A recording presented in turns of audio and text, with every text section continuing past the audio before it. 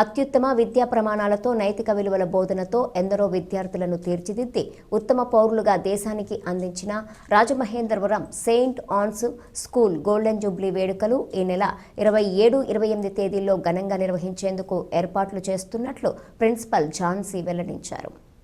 పాఠశాల management, staff and students alumni association ఆధ్వర్యంలో జరిగే ఈ వేడుకలకు సంబంధించిన వివరాలను స్థానిక గురుకులం రోడ్లో ఉన్న సెయింట్ ఆన్స్ స్కూల్లో జరిగిన విలేకరుల సమావేశంలో ప్రిన్సిపల్ ఝాన్సీ, అల్యూమిని అసోసియేషన్ పూర్వ విద్యార్థుల సంఘం కోశాధికారి కోడి ప్రవీణ్ కుమార్ వెల్లడించారు. బుధవారం సాయంత్రం 4 నుంచి 8 గంటల వరకు ఈ గోల్డెన్ జూబ్లీ వేడుకలు జరుగుతాయని, సుమారు 2500 నుంచి 3000 మంది పూర్వ విద్యార్థులు హాజరవుతున్నారన్నారు. ఇక్కడ చదివి IAS, IPSలతో DRDOలో కూడా ఉన్నత స్థాయిలో ఉద్యోగాలు చేస్తున్న వారు ఉన్నారని తెలిపారు. ఒక్క రాజమహేంద్రవరంలోనే 25 మంది వరకు సూపర్ స్పెషాలిటీ వైద్యులు ఇక్కడ చదువుకొని నేడు వైద్యులుగా తమ వృత్తి నిర్వర్తిస్తున్నారని తెలిపారు. 1970లో స్థాపించిన ఈ పాఠశాల అంచెలంచెలుగా ఎదుగుతూ నేడు కూడా అదే స్థాయిలో ఉత్తమ విద్యను అందిస్తూ విద్యార్థులను తీర్చిదిద్దుతూ వస్తోందన్నారు.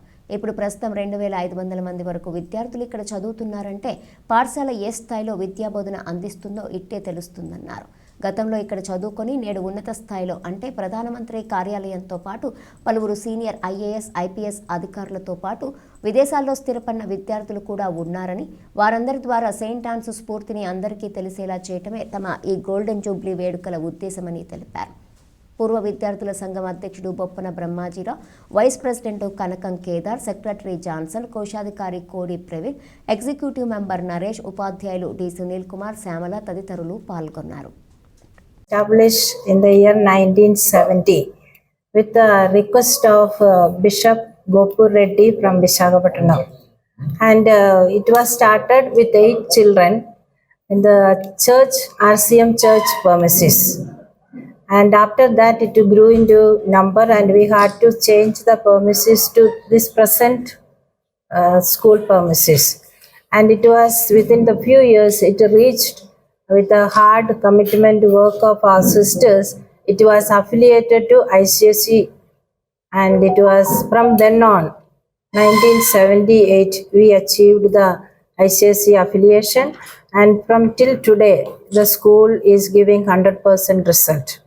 And it was a dream come true for many, because in the area of Rajahmundry, there were many state syllabus, but today, the ICSE was a need at that time, and eminent personalities of the locality of this Rajahmundry people were looking for the ICSE schools, and this particular school has become a crown of Rajahmundry at that time. 1970లో స్థాపించినటువంటి వ్యవస్థ ఈ రోజుకి కూడా ఉన్నటువంటి విద్యా పాఠశాలల్లో ఉన్నతమైనటువంటి పాఠశాల దగ్గరగా 2500-3000 మంది ఈ రోజు కూడా చదువుకుంటున్నారు.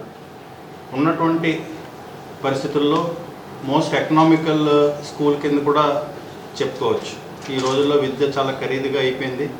ఆ రోజునే 1970లోనే విద్య అందరికీ అందాలన్నటువంటి కాన్సెప్ట్తో స్థాపించినటువంటి ఈ స్కూల్లో మాలాంటి విద్యార్థులు చాలామంది, 100 మంది ఇందులోంచి బయటకు వచ్చారు. అలాగే IAS ఆఫీసర్లు ఉన్నారు, IPS ఆఫీసర్లు ఉన్నారు, అడ్వకేట్స్ ఉన్నారు. మన రాజమండ్రి నగరంలోనే దగ్గరగా 25 మంది డాక్టర్లు, సూపర్ స్పెషాలిటీ డాక్టర్స్ కూడా ఇదే స్కూల్ నుంచి వచ్చినటువంటి ఘనత ఉంది. బయట విదేశాల్లో అయితే అమెరికా, కెనడా, ఆస్ట్రేలియా, సింగపూర్ లాంటి దేశాల్లో అయితే కొన్ని 100 మంది ఇంజనీర్లుగా ఇదే స్కూల్ నుంచి బయటకు వెళ్ళి పనిచేస్తున్నటువంటి వ్యవహారం ఉంది.